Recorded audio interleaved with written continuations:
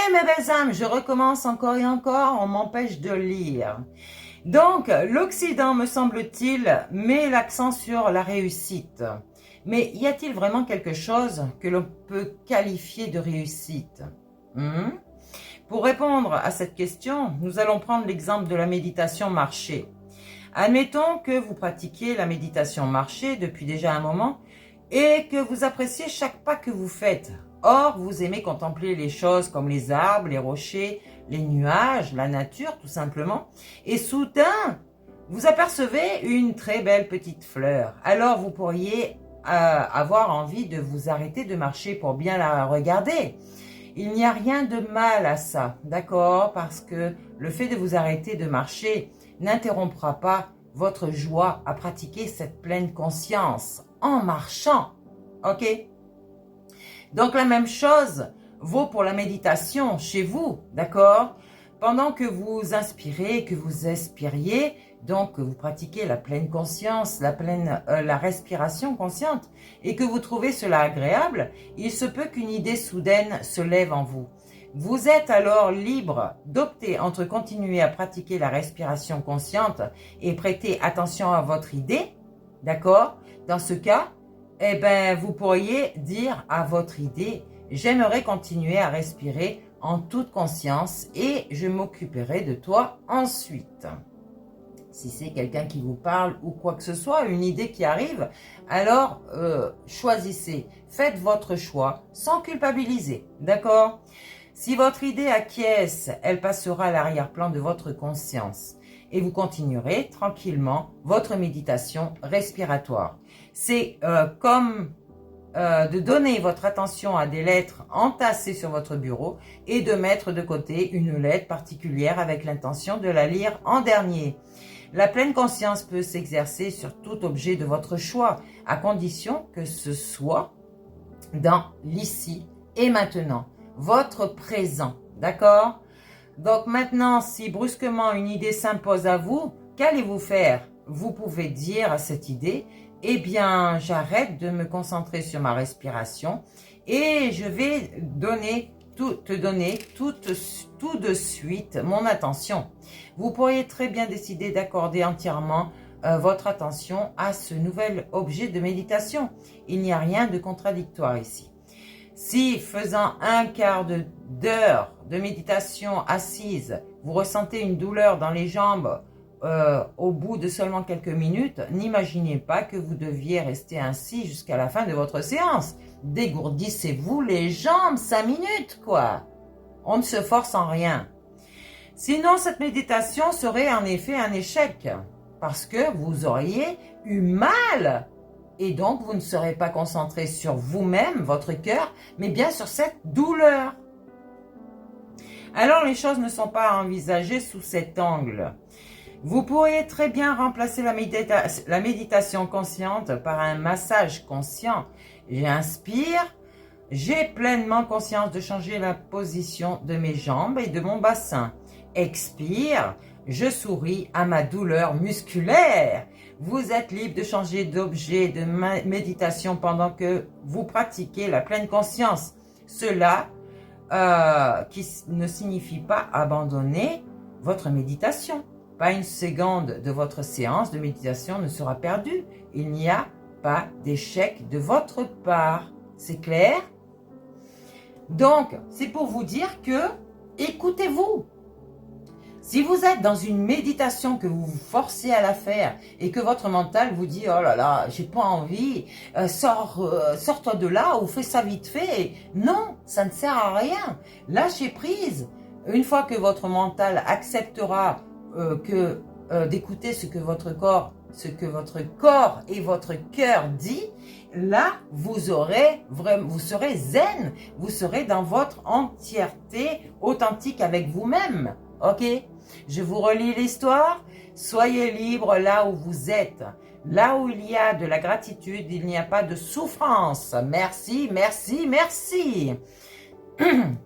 Veillez à ne pas vous laisser submerger par la négativité. Nos vies doivent avoir du sens et ce sens consiste à aider les autres à moins souffrir. Alors notre vie prend du sens. Ce message est de retour. Et oui, le cycle de la vie. Alors, comme je vous ai dit, attention, vous êtes sur un passage où l'être spirituel va... je me laisse pas avoir la deuxième fois, n'est-ce pas? Oui, on me dit que mon téléphone surchauffe, mais c'est cette personne qui surchauffe. Et donc, dans ce corps ici, vous allez ressusciter, ok? Dans votre propre corps, ne volez aucun autre corps. Sinon, vous allez redoubler spirituellement et ce redoublement, c'est pour le monde des méchants. La vie est belle lorsque l'esprit est sain. Ne laissez jamais les autres devenir votre réalité. Les gens malsains sont égoïstes et apathiques, d'accord? Ils n'ont aucune empathie envers eux-mêmes et donc sûrement pas en les autres. Les gens sains se priorisent afin de partager la patience, l'amour, la compassion et l'empathie pour les autres. Et là, c'est un partage, un très beau partage. Donc, priorisez-vous, mes belles âmes. Arrêtez d'écouter les autres et faites-vous confiance. Le fait de gagner par le pouvoir occulte, mais de la sorcellerie ou de l'esprit malsain et non pas sain, ne prouve rien qu'on est une mauvaise personne. Alors, croyez en vous, d'accord?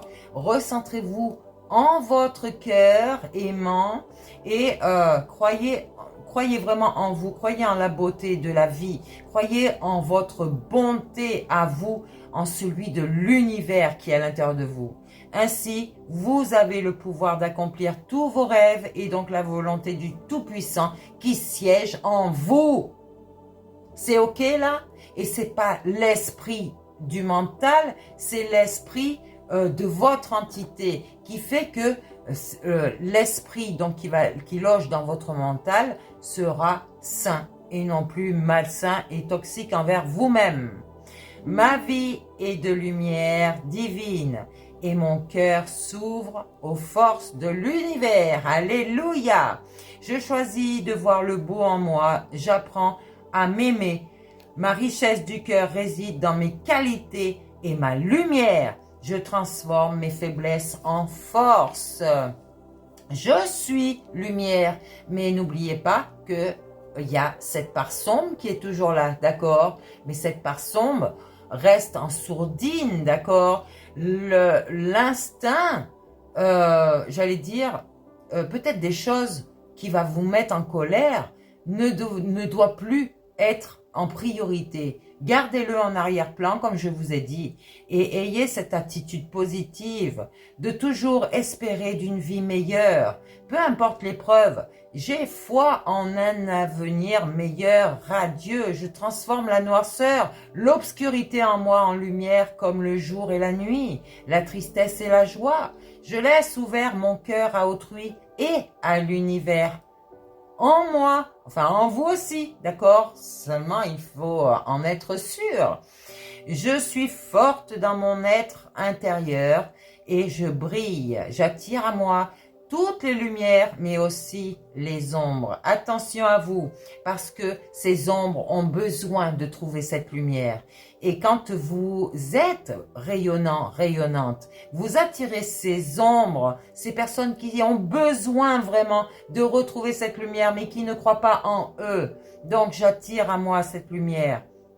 Je suis attentive à tout ce qui se manifeste en moi, votre ventre et votre deuxième cœur, votre deuxième cerveau. Et c'est d'après ces ressentis qu'il va falloir vous équilibrer. Et donc, votre corps est ce messager qui vous donne ces messages. Allez voir les maladies que vous avez sur vous et vous allez voir que vous allez vous équilibrer parce que vous allez corriger ce que vous êtes. C'est l'équilibre, c'est donner et recevoir en même temps, d'accord? C'est pas forcément d'une personne que vous allez recevoir, c'est de l'univers, de votre être spirituel, ok? Ne laisse pas tes fausses émotions illusoires du mental altérer ce jugement, ok? Les vrais ressentis ne mentent pas. Un homme faible cherche à contrôler, une femme forte cherche un partenaire, n'est-ce pas? Allez, je vous fais des gros bisous et je vous dis peut-être à bientôt. Bisous et surtout, restez en formation.